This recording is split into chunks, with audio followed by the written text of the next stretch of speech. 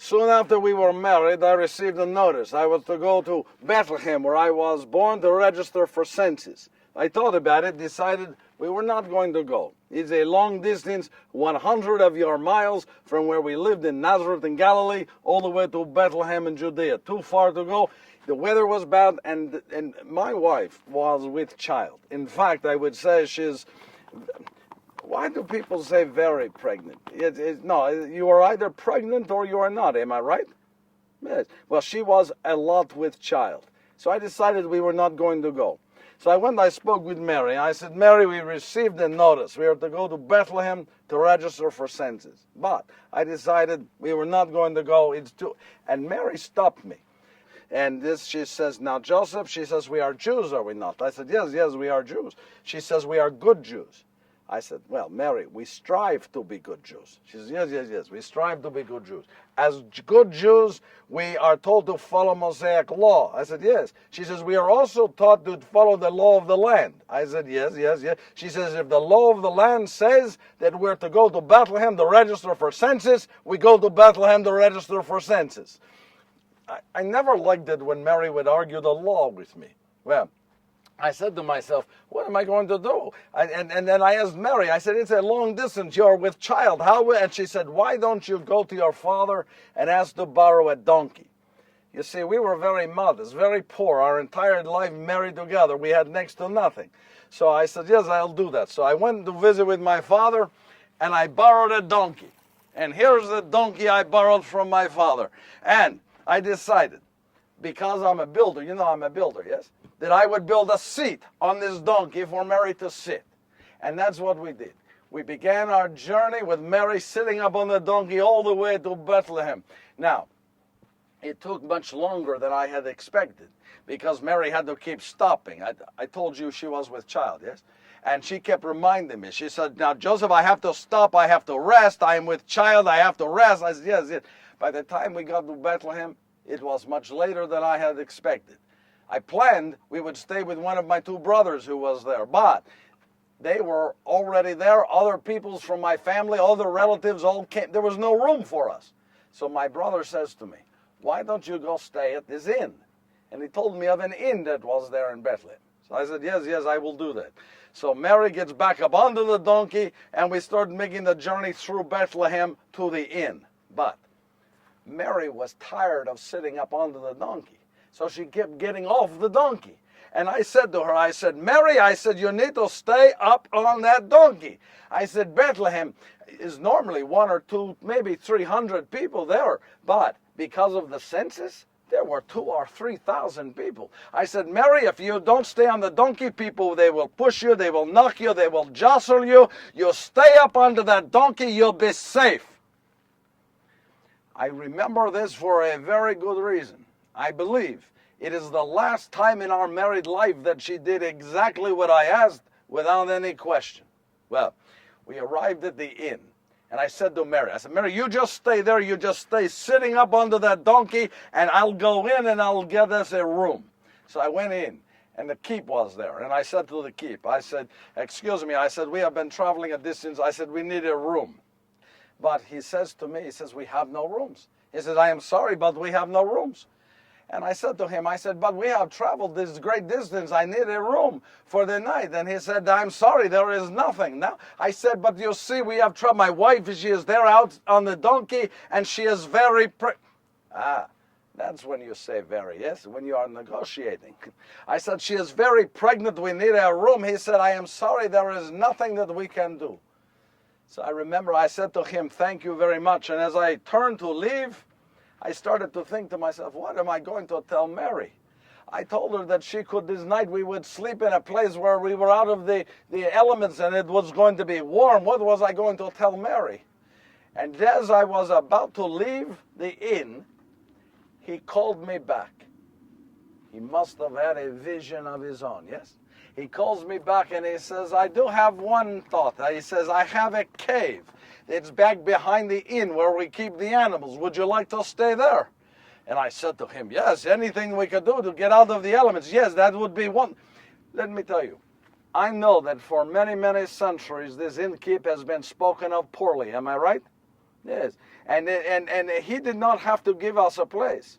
And it's not his fault there was no rooms at the inn. It's not his fault there was a census. It's not his fault that it took me so long to get to Bethlehem that I could not stay with my brother.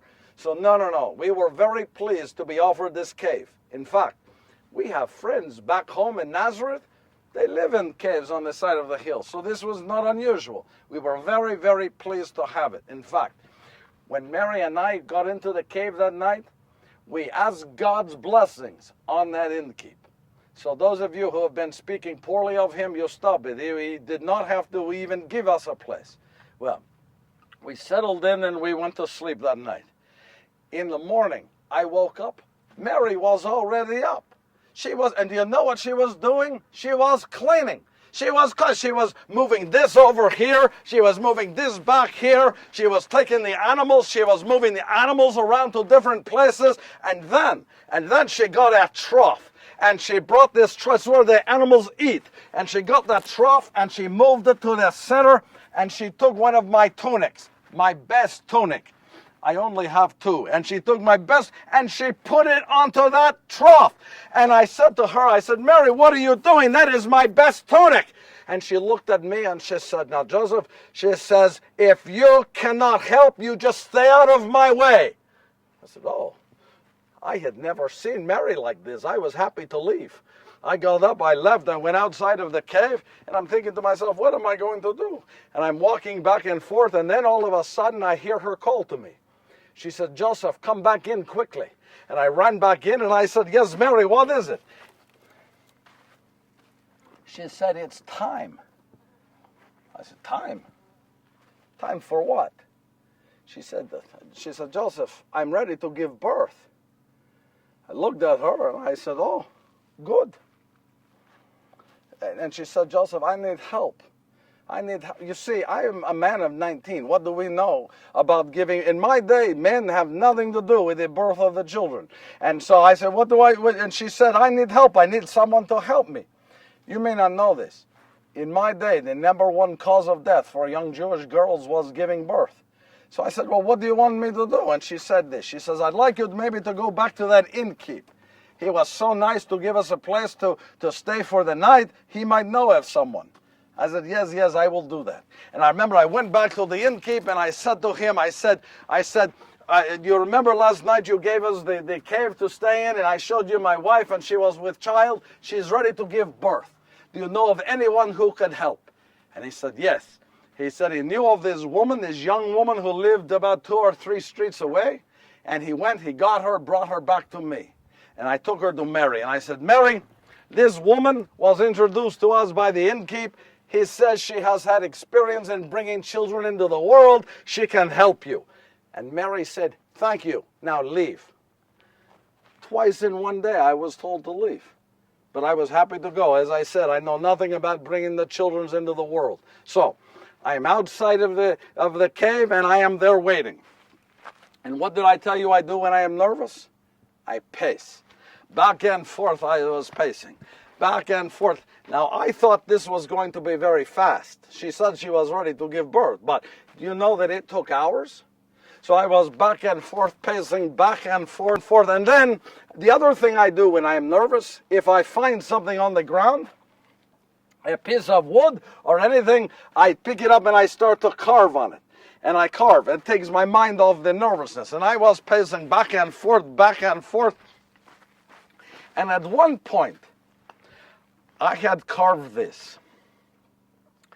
It's a flute? Yes, it's a whistle. And I decided that this was going to be the very first gift that I ever made for my son. And as I was standing there admiring my good work, I heard the most beautiful sound I ever heard in my life. I heard my son scream. And then I heard Mary call to me. She said, Joseph, come in quickly. And I remember I ran in and she was there. And I was there just in time to see that young girl take my son and lay him on a cloth. And then she took salt, which is what we used in my day to protect the skin. And she took the salt and she put the salt on the body. And then she wrapped my new son up in that linen. But she wrapped him too tightly. And I said to her, I said, hey, you're wrapping him too tight. He won't be able to breathe. And she looked at me and she asked, she said, have you ever wrapped a newborn baby? I said, no. She said, well, then you don't tell me what to do. And I said, well, this was not my best day with women. So she then picked him up and started to hand him to me. And I said, no. I said, no. I said, what do I know about holding a newborn baby? I said, no. And then she took my son and she handed him to Mary. I remember just looking. To this very day, I still see in my mind's eye, I see Mary holding our new son. And I was speechless. I could say nothing. I was just there watching them. She is holding him, cradling him in her arms, and I am just watching this. It, I think, for me, was one of the most beautiful sights I had ever seen. And then she says to me, Mary says, now, Joseph, don't you think you should thank this young girl so she can leave? I said, yes, of course. I said, I am sorry. I said, thank you so very, very much for being here, for helping. Yes, this is wonderful. And I said that we appreciate it. Then she left. And then I came back in, and I remember I just sat down next to Mary. And Mary was sitting over there. And I just watched as she was holding our new son. I think I could have sat there for hours, but I noticed that Mary, she was getting very, very tired. Have you ever noticed someone when they're very tired? They keep trying to stay awake and to talk to you, but their head starts to fall and their eyes start to close and they open and their head is like this and they pull their... Have you ever noticed this? That's what Mary was doing. She was trying to talk to me to stay awake, but she was asleep. She was going sleeping, waking, sleep. So I said to her this. I said, Mary, this has been a very, very long 2 days. We have traveled a great distance. You have just given birth. Lie down and go to sleep.